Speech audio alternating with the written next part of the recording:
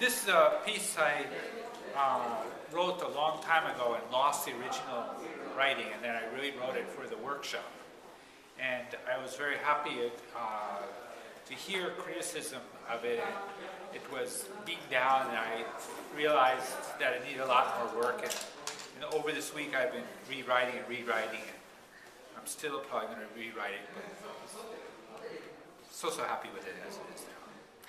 Okay, it's called Crossing the Bay. There are those that set sail from the same port and sail the same waters each time. Then there are those that sail out across the bay and head out into the ocean and the great beyond. One cannot make great discoveries staying in home waters, never going out and challenging the elements. I am one of those who fudges. I want to crash the great waves and go out far beyond the horizon, yet I end up cautiously challenging my comfort zone. That line of shore that one gets to know too well from countless sails. This was the voyage I was going to break barriers. In my small 15-foot yacht named Yuki, I put a week's supply of food, drink, and tools of painting. I started up my auxiliary engine of one-man power set of oars and rowed out into Tokonami Harbor.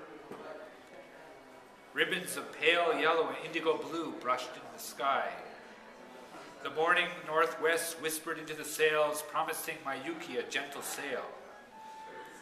Once around the long, bleak, concrete breakwater, I pulled the tiller towards me and headed south. Wind offered to walk us down Ise Bay, but I, being impatient, got out the oars to double our speed. As the morning lazed into afternoon, I lunched on a local cruise of convenience store onigiri. Great freighters and tankers from around the world passed by on their way to Nagoya Harbor. They towered over my short mast, taking no notice of my grand voyage. Now, already several hours, towering ships plowed the sea around me.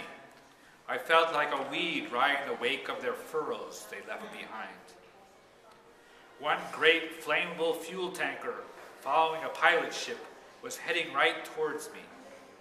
I heard the annoyed billow of an angry voice on a loudspeaker spit. "Chisai boat, dete nasai." I looked around and hoped to find another small craft, but sadly there was no one else to share the blame. It was I that was wanted out of the way. Pride tucked away, I fled confrontation. Drawing a right angle to stay clear of the 5-story monster, the steel creature brushed me aside with 2-meter waves. I regained my composure as I slid off the crest and crawled out of the troughs of the great swells. My goal was the rocky mountain island of gods, Kamishima. My gentle progress changed as I crossed a line in the sea where ocean waters meet bay. Now, the closer I came to the rocky shores of Kamishima, the stronger the current resisted my efforts. The wind and the oar proved no equal to the muscle of the incoming tide. Moving crab-like, I sidled over to Toshijima, the largest island which guards the right of Ise. As evening swallowed day, a few stars sputtered in the outcast sky as great ocean swells lifted and dropped the boat. I coaxed my Yuki with sails and strokes into a deserted cove in the north protected side. Dropping anchor, I waded ashore, tying a second line to a tangled root. Safe I felt.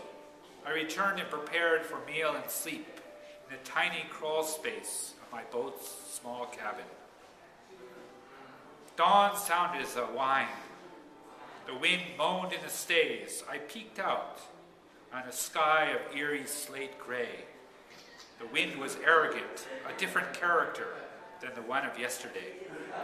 Great white caps clashed the rocks, sprang blankets of foam over the outer crow-black rocks of my former sheltered cove. The wind desired to smash my hull on the sharp rock lee shore. Only the anchor and a taut line frustrated the wind's aspirations. If I pulled free the claw of the anchor, my craft with a few wave slaps would be crying on the shore rocks. I left the steel claw to hold my shelter. I waited. The wind howled. You aren't leaving here. Trapped? Maybe, but I laughed it off. I'll just wait it off. Winds can only blow so long. With my watercolors and pad, I waded ashore and hiked across the island to the ocean-side shore. Here I made my stand with pencil and brush. While waves crashed in and hissed over the pebbleless shore, then flowed back to the sea again and again, I scratched away on paper with my interpretations of my intimidator. Repetition it was not.